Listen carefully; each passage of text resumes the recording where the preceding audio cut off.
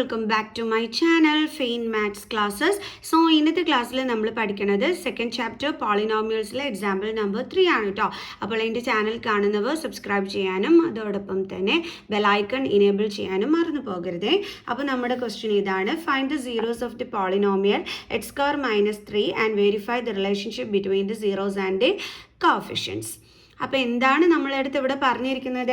X square minus 3 ഇതിൻ്റെ zeros കണ്ടുപിടിക്കാനും അതേപോലെ തന്നെ സീറോസും കോഫിഷ്യൻസ് തമ്മിലുള്ള റിലേഷൻഷിപ്പ് വെരിഫൈ ചെയ്യാനുമാണ് പറഞ്ഞിരിക്കുന്നത്. എങ്ങനെയാണ് നമ്മളിത് ചെയ്യേണ്ടുള്ളത്? സോ ഇതിൻ്റെ സീറോസ് കണ്ടുപിടിക്കാൻ ഇപ്പോൾ നമ്മൾ എങ്ങനെയാണ് ചെയ്യേണ്ടുള്ളത്? ഇത് നമുക്ക് splitting the middle term method വഴിയൊന്നും കണ്ടുപിടിക്കാൻ പറ്റില്ല അല്ലേ. അപ്പോൾ പിന്നെ എന്താ നമ്മൾ ചെയ്യുക?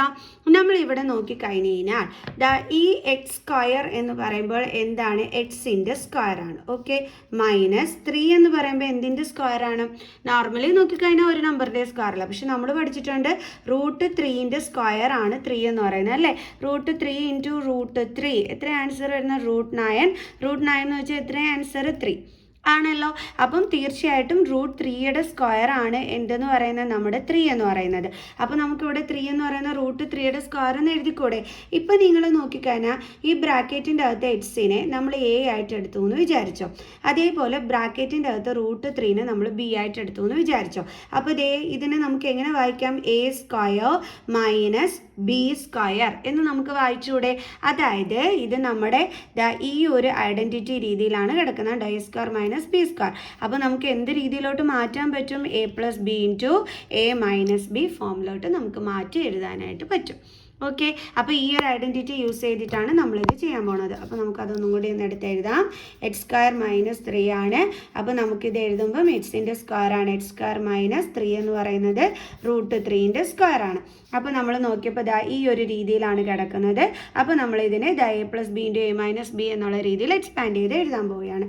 അപ്പോൾ ഇവിടെ എ എന്ന് പറയുന്ന ആരാണ്? നമ്മുടെ ബ്രാക്കറ്റിലുള്ള എക്സ്. ബി എന്ന് പറയുന്നത് ആരാണ്? നമ്മുടെ ബ്രാക്കറ്റിലുള്ള √3. ഓക്കെ, അപ്പോൾ നമുക്കിനി ഈ രീതിയിലാക്കി എഴുതാം. അപ്പം എക്സ് പ്ലസ് √3 ഇൻറ്റു എന്ത് വരും? X minus √3.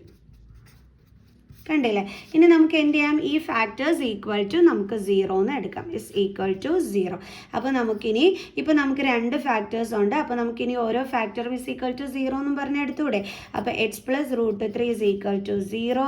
അതേപോലെ അടുത്ത എന്താണ്? X minus √3 is equal to 0.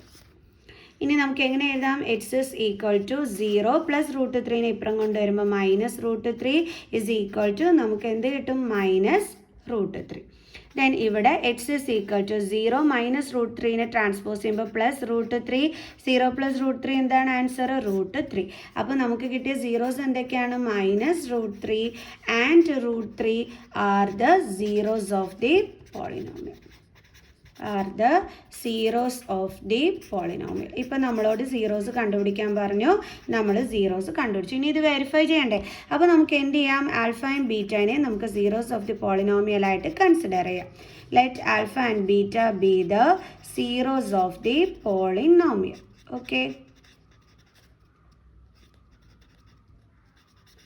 എന്നിട്ട് നമുക്ക് എങ്ങനെ ചെയ്യാം? ആൽഫേനെ മൈനസ് √3 എന്നും ബീറ്റ ഇസ് ഈക്വൽ ടു √3 എന്നും പറഞ്ഞ് എടുക്കാം. ഓക്കെ, അപ്പോൾ ഇവിടെ നമ്മളിതേ മിസ് പറഞ്ഞു ആൽഫ ഈക്വൽ ടു മൈനസ് √3 എന്നും ബീറ്റ ഇസ് ഈക്വൽ ടു √3 എന്നും നമ്മൾ എടുത്തു വന്നു. ഓക്കെ, ഇനി നമുക്ക് നമ്മുടെ ക്വസ്റ്റ്യൻ ഒന്ന് എടുത്തെഴുതാം. എന്തായിരുന്നു നമ്മുടെ question? X square minus 3. Okay, നമ്മുടെ ജനറൽ ഫോം എന്താണ്? നമ്മുടെ standard form A X square plus B X plus C എന്നാണ് അല്ലേ. അപ്പോൾ നമുക്ക് ശരിക്കും പറഞ്ഞു കഴിഞ്ഞാൽ എ എന്ന് പറയുന്നത് എക്സ് സ്ക്വയറിൻ്റെ കോഫിഷ്യൻറ്റ്, ബി എന്ന് പറയുന്നത് എക്സിൻ്റെ കോഫിഷ്യൻറ്റ്, സി എന്ന് പറയുന്നത് കോൺസ്റ്റൻറ്റ്. അപ്പോൾ ഇതുമായിട്ട് കമ്പയർ ചെയ്തിട്ട് നമുക്ക് എയുടെ വാല്യൂ ഒക്കെ ഒന്ന് എടുത്ത് എഴുതാം. നമുക്ക് വെരിഫൈ ചെയ്യണ്ടേ അതിന് വേണ്ടിയിട്ട്? എ എന്ന് പറയുമ്പോൾ എക്സ് സ്ക്വയറിൻ്റെ കോഫിഷ്യൻറ്റ് അതെന്താണ്? 1. B is equal to B എന്ന് പറയുമ്പോൾ എക്സിൻ്റെ കോഫിഷ്യൻറ്റ്. ഇവിടെ എക്സിൻ്റെ ടേം ഉണ്ടോ? ഇല്ല. ഇല്ലാന്നുണ്ടെങ്കിൽ നമ്മൾ എന്താണ് കൊടുക്കേണ്ടത്? 0. Then C is equal to ഇവിടെ കോൺസ്റ്റൻറ്റ് ടേം എന്താണ്? -3. ക്ലിയർ? നമ്മളിവിടെ എഴുതുമ്പോൾ എപ്പോഴും നെഗറ്റീവ് സൈൻ ഉണ്ടെങ്കിൽ അത് ഉൾപ്പെടെ വേണം കേട്ടോ എഴുതാനായിട്ട്. നിങ്ങൾ തെറ്റിച്ച് കളയല്ലേ. ഇനി നമുക്ക് ചെയ്യാം. ഇനി നമുക്ക് വെരിഫൈ ചെയ്യാം. സം ഓഫ് സീറോസ് എന്ന് പറയുമ്പം നമ്മുടെ സീറോസ് ആരൊക്കെയാണ്? ആൽഫയും ബീറ്റ അല്ലേ. അപ്പോൾ alpha plus beta is equal to minus B by A.